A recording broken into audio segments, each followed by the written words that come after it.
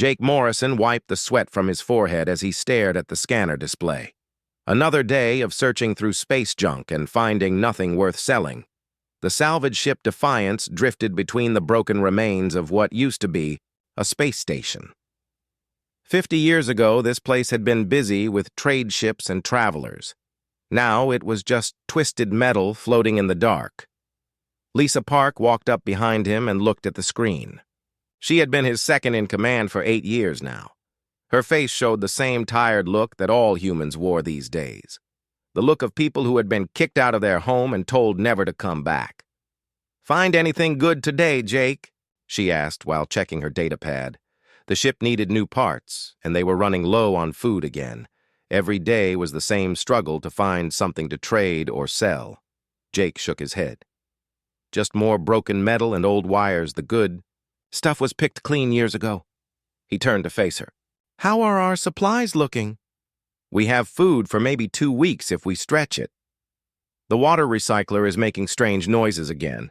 Ben says he can fix it, but we need new filters." Lisa sat down in the chair next to him. "Amy checked the medical supplies this morning. We are almost out of the basic medicines." Jake nodded. This was life for humans now. 50 years ago, they had been part of something bigger. The Galactic Coalition had given Earth a chance to join the community of space-traveling species. For 10 years, humans had tried to prove they belonged.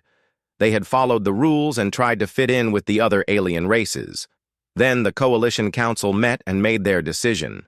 The crystal beings called the Vorthak said humans were too dangerous. The gas creatures called Netherians agreed. They said humans were too violent and could not be trusted. The council voted, and humanity was expelled from Coalition space. The humans had 1 year to leave. Some tried to fight, but the alien fleets were too strong. Most just packed up and left for the edges of the galaxy where nobody wanted to live. The Coalition kept the good planets and systems for themselves. Humans got the empty space between star systems where pirates and criminals used to hide. Ben Carter came onto the bridge carrying a toolbox. He was the ship engineer and could fix almost anything with spare parts and determination. His clothes were covered in oil stains and his hands were always dirty from working on the ship systems. "The engine is running hot again," he said while setting down his tools. "I can keep it working, but we need proper coolant. The stuff we have been using is not made for human engines." Jake knew what that meant. They would have to visit one of the pirate stations to trade for supplies. The pirates charged high prices, but they were often the only ones willing to deal with humans. Most other species still followed Coalition rules about not helping the exiled humans. Amy Stone joined them on the bridge. She was the ship medic and took care of everyone when they got sick or hurt. Her medical bag was always with her because you never knew when someone might need help. She looked worried about something. "I picked up a distress signal," she said. "It sounds like humans, but the signal is weak and breaking up." Jake turned to the communication system. "Put it on the speakers, Amy." The voice was hard to understand through the static, but it was definitely human. "This is Captain Bob Taylor of the mining ship Golden Eagle. Our engines are dead, and life support is failing. We are drifting in the Kresak system near the old battleground. Please help if anyone can hear this message." Lisa checked the star charts. "That is 2 days' travel from here if we push the engines. But Jake, that system is dangerous. Coalition patrols sometimes sweep through there looking for human ships to arrest." Jake thought about it for a moment. They could ignore the distress call and keep searching for salvage. But humans had to stick together now. The galaxy was a big and lonely place when you had no friends and no home to return to. "We go help them," he decided. "Ben, can you get us there in 2 days?" Ben nodded. "I can push the engines, but they will need a full overhaul after this trip. We are asking a lot from old systems." As the Defiance changed course toward the Kresak system, Jake looked out at the stars. Somewhere out there were thousands of other human ships just like his. All of them were struggling to survive in the empty spaces between civilized worlds. Some worked as traders or miners. Others had become pirates or mercenaries. A few had tried to build new colonies on dead planets that nobody else wanted. But Jake knew something the aliens did not understand about humans.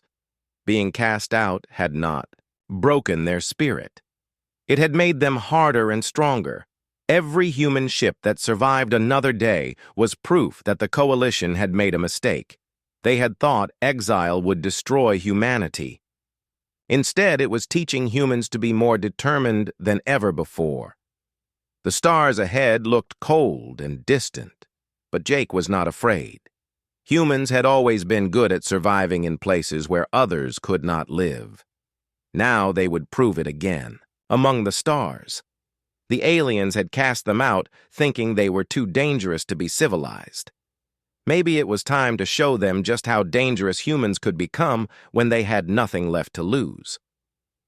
Lisa started the jump to hyperspace, and the Defiance leaped toward their destination.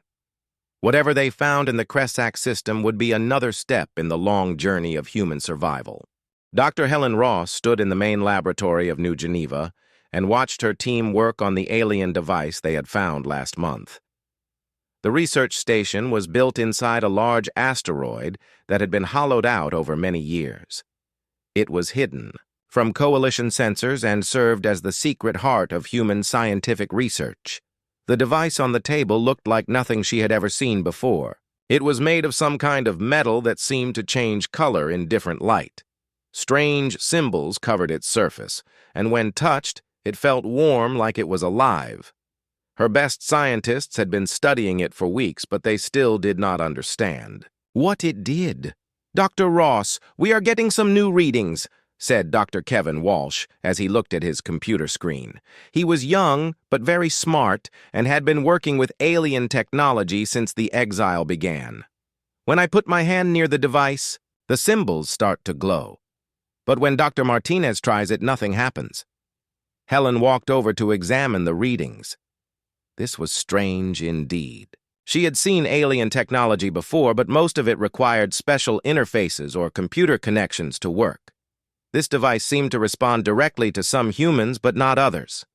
"Let me try," she said, and placed her palm on the smooth surface. Immediately, the symbols began to pulse with soft blue light. She could feel something in her mind like a gentle voice trying to speak to her. The sensation was not frightening, but it was completely new. Dr. Martinez shook his head in wonder. He was older than the others and had worked with Coalition technology before the exile. "In 30 years of studying alien devices, I have never seen anything like this. Most species need complex machines to interface with their technology. This seems to read human thoughts directly." Helen kept her hand on the device and tried to focus on the feeling in her mind. Slowly, images began to form in her thoughts. She saw a vast civilization of beings that looked almost like humans but were taller and had silver skin. They had built great cities among the stars and created technology that seemed like magic. "I am seeing something," she whispered. "A race called the Architects. They ruled the galaxy long ago before they disappeared. This device contains some of their knowledge and it can share it with humans." The images became clearer. The Architects had built a network of stations and facilities throughout the galaxy. Their technology was powered by consciousness itself rather than energy sources.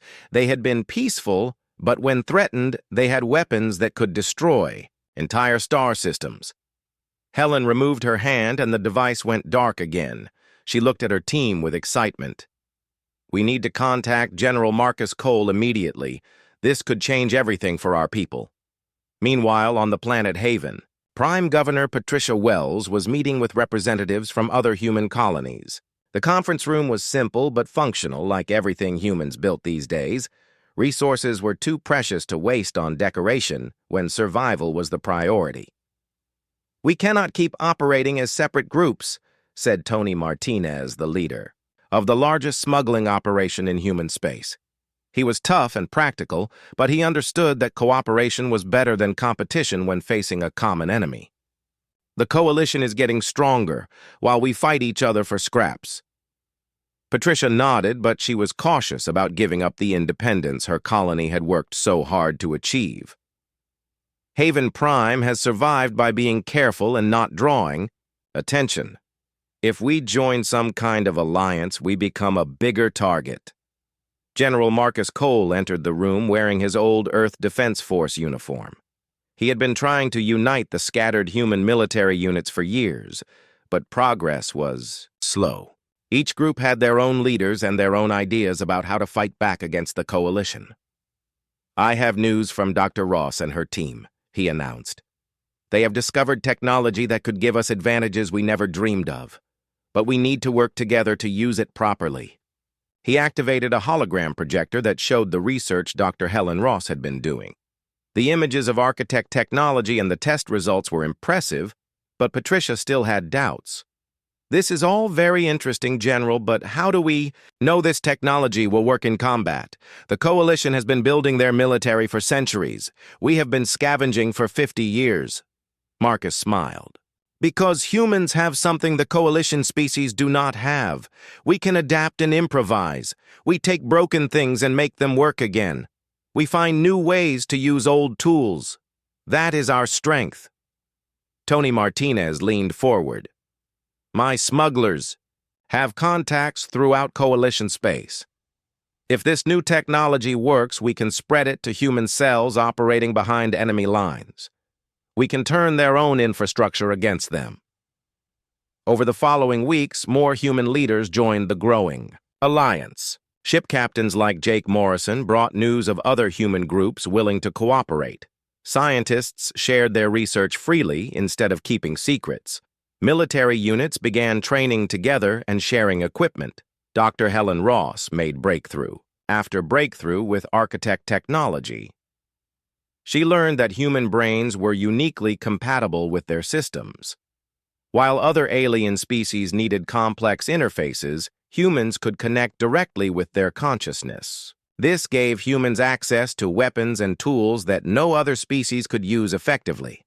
The first test came when Coalition patrol ships discovered a human mining operation in the Vega system. Instead of running away, as they had always done before, the humans stood and fought using new weapons based on architect designs. The Coalition ships were completely destroyed while the human vessels suffered only minor damage. Word of the victory spread quickly through hidden communication networks. Human colonies began sharing resources more freely. Merchant ships carried supplies to research stations. Military units started coordinating their attacks on Coalition supply lines. General Marcus Cole established a command center on New Geneva, where he could coordinate the growing resistance movement. Maps showing human settlements throughout the galaxy covered the walls. Red markers showed Coalition strongholds, while blue markers showed human bases and safe harbors. "We are not ready for open war yet," he told his staff, "but we are no longer just surviving. We are building something the Coalition will have to respect." Dr. Helen Ross continued studying architect ruins that human explorers discovered on remote planets. Each site revealed new technologies and new possibilities. She began to understand that the architects had not simply disappeared. They had been waiting for a species worthy of inheriting their legacy. As human settlements grew stronger and more connected, the galaxy began to change. Pirates found that human ships fought back harder than before. Coalition merchants discovered that human traders offered better deals and more reliable service. Even some alien species began to wonder if the Coalition had made a mistake in casting out humanity. The scattered embers of human civilization were becoming a fire that would soon burn across the stars. Admiral Rachel Green stood on the bridge of her flagship Retribution and watched the Coalition supply convoy through the viewing screen. 12 cargo ships protected by 6 warships were carrying weapons and supplies to a Coalition military base. 3 months ago, she would have let them pass and hidden her small fleet from their sensors. Today was different. "Carl, are the ghost systems ready?" she asked her chief engineer. Carl Davis had spent 2 years perfecting the cloaking technology that made human ships invisible to Coalition sensors. It worked by making the ships appear to be nothing more than space debris floating in the dark. "All ships are running Ghost Protocol, Admiral," Carl replied. "To their sensors, we look like old asteroids that broke away from a mining operation years ago." Rachel smiled. The architect technology had changed everything for human forces. What had started as desperate raids by individual ship captains had grown into coordinated strikes by entire fleets. The human defense fleet now had over 200 ships and was growing larger every month. "Signal all ships," she commanded. "Begin the attack." The human ships dropped their cloaking and opened fire with weapons that seemed to bend space itself. The coalition escorts had no time to react before their shields failed and their hulls were torn apart. Within minutes, the entire convoy was destroyed or captured. "Collect what we can use and destroy the rest," Rachel ordered. We jumped to hyperspace in 15 minutes. This was the new way of war that humans had perfected. Strike fast from nowhere and disappear before enemy reinforcements could arrive. The coalition fleets were larger and more powerful, but they were also slow and predictable. Human forces used speed and surprise to make up for their smaller numbers.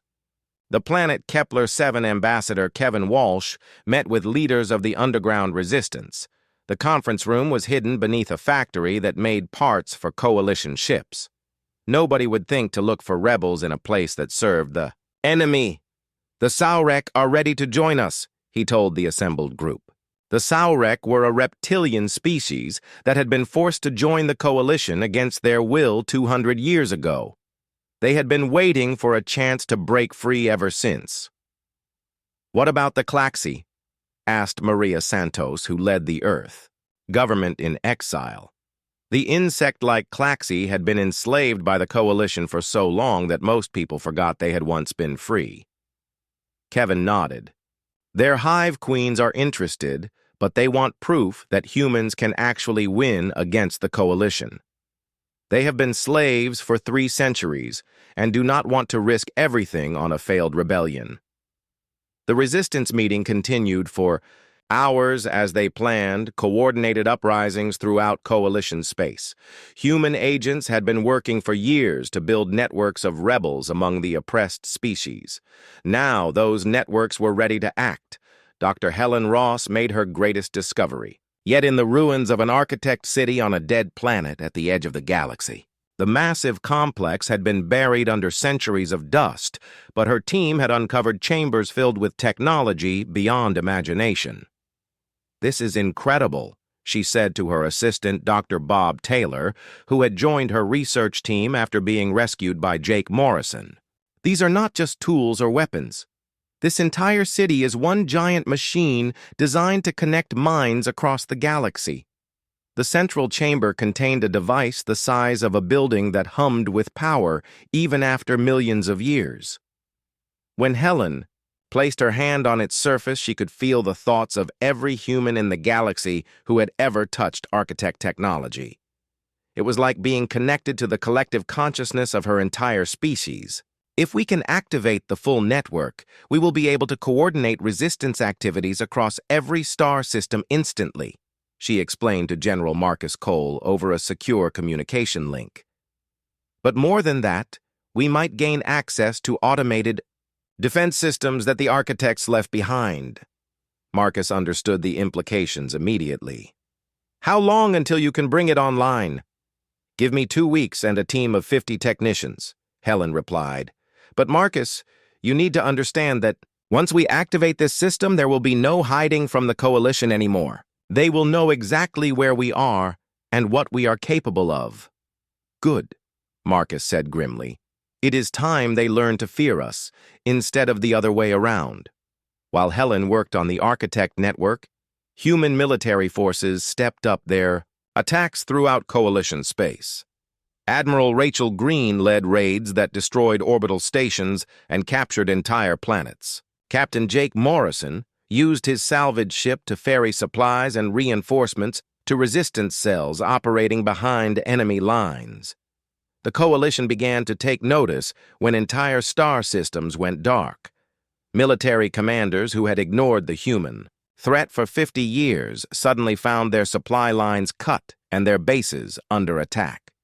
Coalition Fleet Admiral Zethkri of the Vorthak Empire was assigned to deal with what the Coalition Council called the human problem. "They are like insects," he told his staff officers during a strategy meeting. individually weak but annoying when they swarm. We will crush them systematically and thoroughly. But the humans were no longer just swarming randomly. Every attack was coordinated with dozens of others across the galaxy.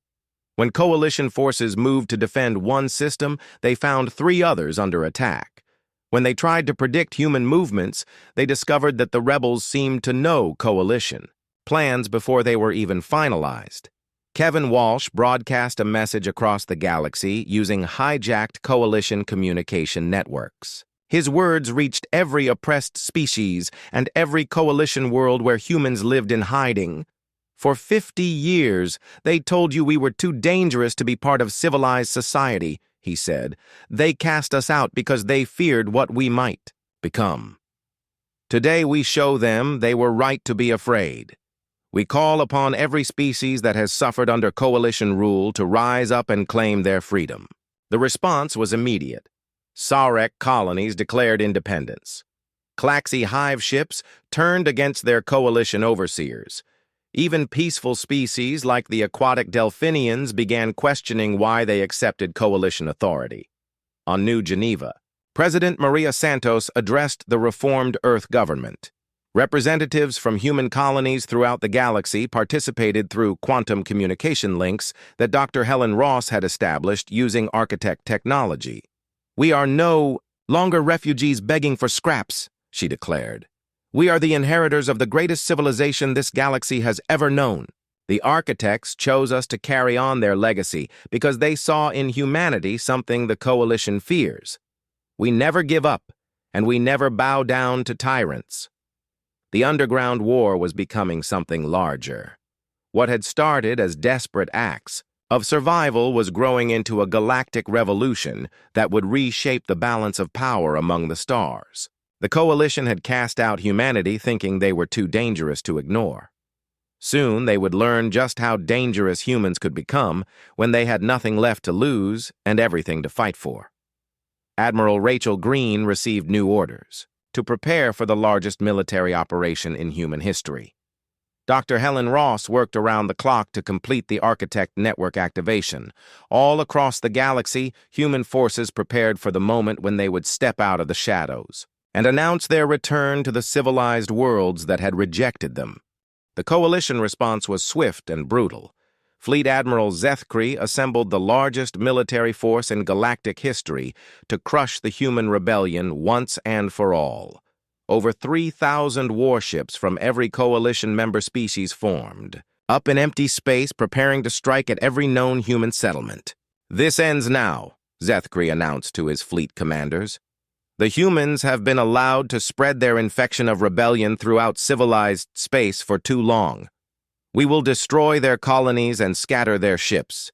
Any species that supported them will face the same punishment." The first target was New Sparta, a human colony world that had grown from a small mining outpost to a thriving settlement of 2 million people. Governor Sam Turner had spent 5 years preparing his world for this moment. When the coalition fleet arrived, they expected to find frightened colonists ready to surrender. Instead, they found a fortress world, bristling with weapons and defenses that should not have existed. Orbital platforms, using architect technology, opened fire with beams that cut through coalition shields like they were made of paper. Planetary defense screens deflected the heaviest bombardment the fleet could deliver. "This is impossible," Zethkri snarled as he watched his ships take heavy damage. Intelligence reports said this was a simple farming colony with no military installations.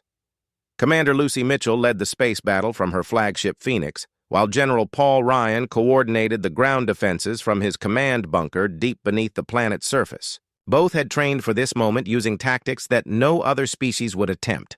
"All ships implement ramming protocol," Lucy commanded as coalition vessels closed in on the orbital platforms. Human ships accelerated directly at enemy vessels and used their architect-enhanced hulls to punch through enemy armor before self-destructing. Each human ship destroyed took 2 or 3 coalition vessels with it. On the planet's surface, coalition dropships landed expecting to face primitive human soldiers. Instead, they met defenders wearing armor that adapted to enemy weapons and carrying rifles that fired bolts of pure energy. When Coalition forces tried to advance, they walked into ambushes that seemed to come from nowhere. "Their equipment is more advanced than ours," reported a Coalition ground commander. "How is this possible when they have been exiled for 50 years? The battle raged for 3 days and nights.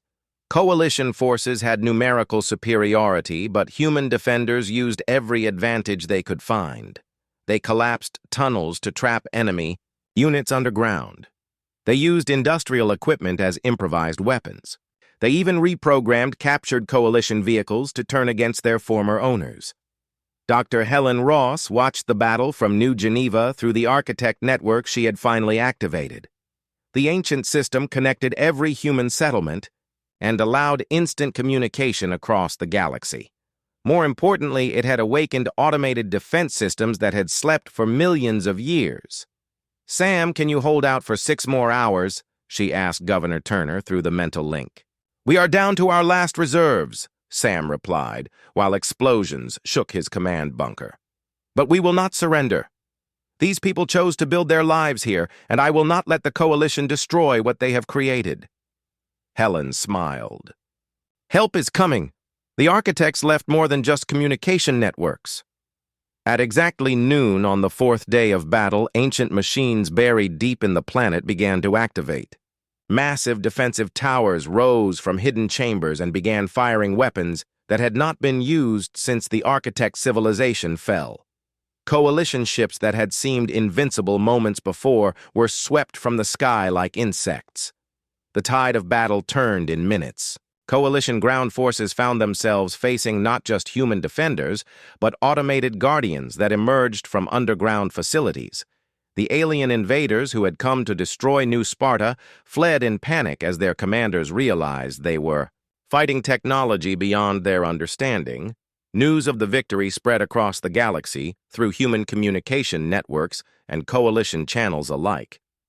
The species that had dismissed humanity as primitive exiles suddenly faced the reality that humans possessed weapons and defenses superior to anything in the Coalition arsenal. On the Saurek homeworld, rebel forces received the signal they had been waiting for. General Marcus Cole had coordinated the timing perfectly. As Coalition fleets were focused on human targets, Saurek revolutionaries seized control of government buildings and military bases throughout their territory. "Today, we reclaim our freedom," declared Saurek Commander Vashita as his forces surrounded the Coalition occupation headquarters. "For 200 years, we have served as slaves to an empire that cares nothing for our people. No more." Similar uprisings erupted throughout Coalition space. The Klaxi Hive Queens finally decided that humans could win and ordered their worker drones to sabotage Coalition facilities. The peaceful Delphinians stopped providing food shipments to Coalition worlds. Even species that had benefited from Coalition membership began to question whether the system was worth maintaining. President Maria Santos addressed the galaxy from Earth, which human colonists were beginning to resettle. The blue planet that had given birth to humanity was no longer forbidden territory, but the symbolic heart of a growing rebellion. "We did not choose this war," she said, while standing in the ruins of the old United Nations building. "For 50 years we tried to live peacefully in the empty spaces where you cast us out. We built new homes and new lives without bothering anyone. But you could not leave us alone." The message was broadcast on every Coalition communication channel thanks to human hackers who had infiltrated their networks. Billions of beings across the galaxy heard her words and saw images of human colonies that had prospered despite exile and rejection. "You called us too dangerous to be part of civilized society," Maria continued. "You were right. We are dangerous to tyrants who oppress their people. We are dangerous to empires built on fear and submission. We are dangerous to anyone who believes that some species are born to rule while others are born to serve." Captain Jake Morrison received orders to lead a special mission to the Coalition capital world. His ship Defiance had been upgraded with the latest architect technology, but it still looked like an ordinary salvage vessel, the perfect disguise for infiltrating the heart of enemy territory. This is a long way from hunting scrap metal in dead systems, Lisa Park commented as they approached the massive space station that served as Coalition headquarters. Jake nodded. Sometimes I miss the simple days when all we had to worry about was finding enough food and fuel. But I would not trade this moment for anything. We are writing history. The Defiance docked at the station using forged identification codes that Kevin Walsh had provided. Jake and his crew walked through corridors filled with representatives from dozens of alien species. All of them were arguing about how to respond to the human uprising and the rebellions it had sparked. Their mission was simple but crucial. Dr. Helen Ross needed access to the Central Coalition database to complete her activation of the Architect network. Once she could connect with Architect facilities throughout the galaxy, human forces would have access to automated defense systems and weapons platforms that had been waiting millions of years for someone worthy to claim them. The galaxy was changing, and humanity was leading that change. Species that had been content to accept Coalition rule were beginning to demand freedom. Worlds that had seemed secure were discovering that their defenses meant nothing against Architect technology in human hands. The Coalition had cast out humanity thinking they were solving a problem. Instead, they had created their greatest enemy and given them 50 years to prepare for this moment. The final battle came at Earth itself. The Coalition assembled every available warship from across their empire for what they called the Final Cleansing. Over 10,000 vessels formed up in space around the solar system that had given birth to humanity. This was not just a military operation, but a statement that no species would be allowed to challenge Coalition authority. Today we end the human threat forever, Fleet Admiral Zethkri broadcast to his massive armada. Their homeworld will serve as an example to any other species that considers rebellion. Surrender is no longer an option. But humanity was ready. Admiral Rachel Green commanded a fleet of human ships joined by vessels from every species that had thrown off Coalition rule. The Rebel Alliance included Sarek battlecruisers, Klaxi swarm fighters, and even Delphinian support ships that had never been designed for combat. This is not just about human freedom anymore, Rachel announced to her combined fleet. We fight for every species that has been oppressed by Coalition tyranny. We fight for the right of all beings to choose their own destiny among the stars. Dr. Helen Ross had successfully connected with the Architect network throughout the galaxy. Ancient defense platforms that had been dormant for millions of years suddenly came online around Earth. Automated fleets emerged from hidden bases in asteroid fields and gas giant moons. The Coalition numerical advantage began to disappear as they faced not just rebels, but the accumulated defenses of a civilization that had once ruled the galaxy. The battle began when Coalition forces opened fire on the orbital installations around Earth.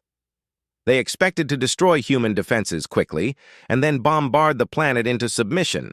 Instead, their energy beams struck shields that absorbed the damage and redirected it back at the attacking ships. Impossible, Zethkri exclaimed, as he watched his most powerful weapons fail to penetrate Earth defenses.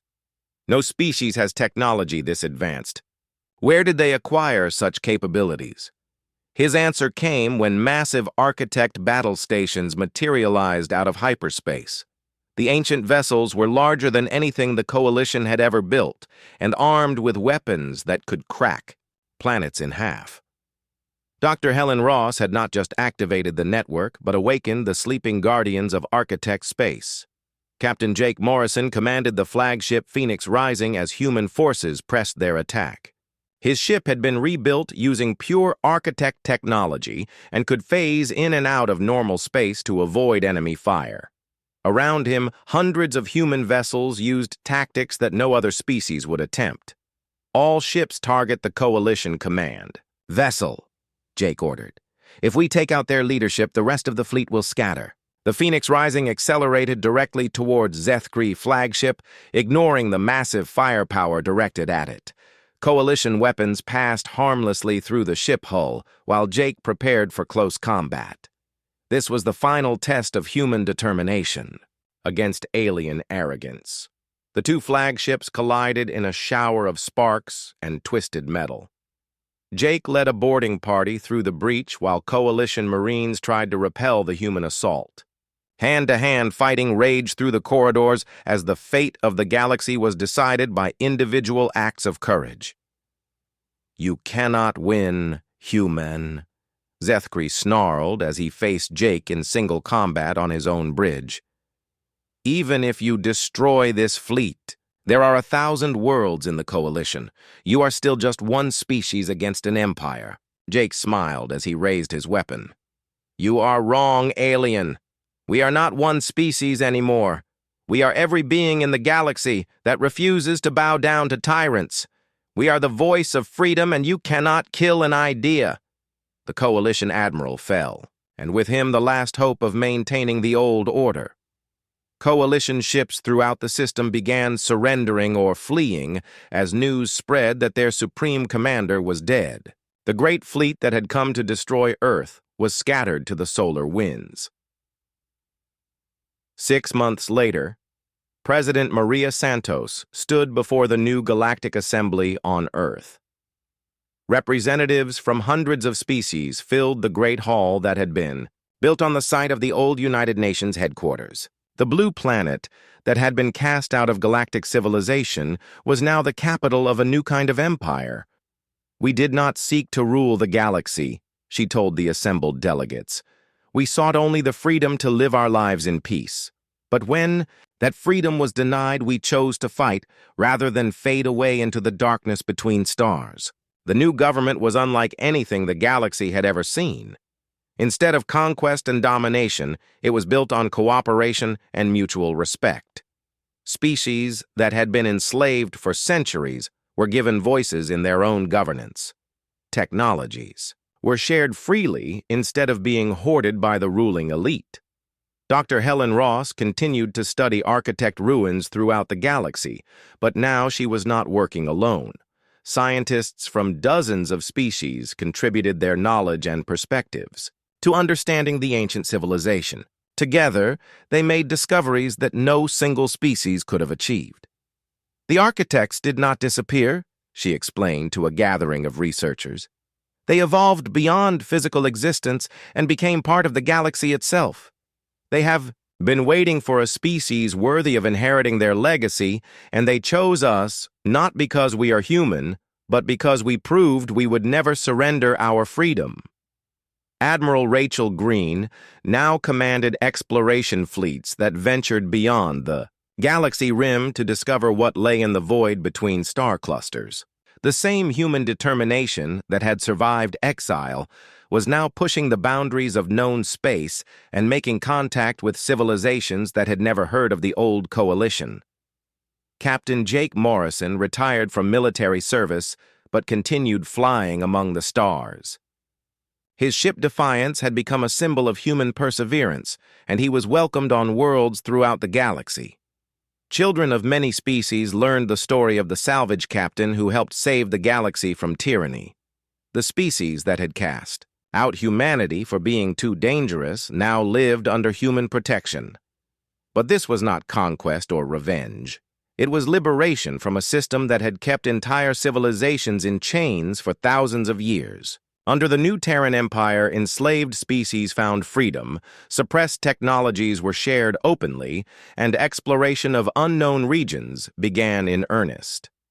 The final scene showed construction crews working around Earth orbital stations as new vessels took shape in the shipyards. These were not just human ships, but vessels designed by many species working together. The crews that would fly them included beings from across the galaxy, united under the banner of freedom and mutual cooperation. The galaxy had not destroyed humanity when they cast them out into exile. Instead, they had given them exactly what they needed to become something greater. Time to grow stronger in the darkness and a reason to never stop fighting. The ashes of the old order had become the foundation of something new and better. Jake Morrison stood on the observation deck of the orbital station and watched ships departing for distant stars. Some carried colonists to new worlds. Others bore scientists to study alien civilizations. All of them flew under the flag of the new Terran Empire, where every species was judged not by their origin, but by their commitment to freedom and justice. The humans who had been deemed too dangerous for civilized society had become the guardians of galactic civilization itself. They had proven that being cast out was not the end of their story, but only the beginning of their greatest chapter among the stars.